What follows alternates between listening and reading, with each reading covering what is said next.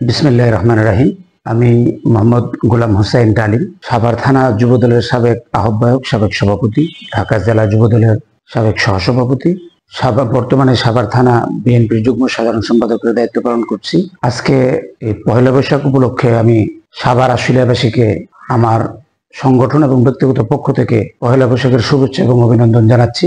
আজকে আমরা যে এই শুভেচ্ছাটা জানাতে পারতেছি, এটাও একটা আনন্দের ব্যাপার। সেটা হলো গত 16-17 বছর ফ্যাসিস্টদের কারণে বিএনপি সহ তাদের বিরোধী যারাই ছিল, কেউ কিন্তু আমরা কখনো এই পহেলা বৈশাখ কেন কোনো ঈদও উদযাপন করতে পারিনি।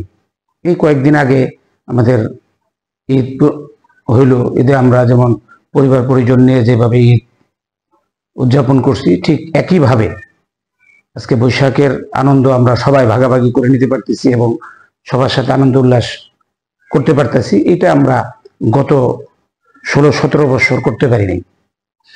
এই জন্য আমি আবারও আমার ব্যক্তিগত এবং দলের পক্ষ থেকে সাভার আশুলিয়াবাসী এবং দেশবাসীকে পহেলা বৈশাখের শুভেচ্ছা এবং অভিনন্দন জানাচ্ছি।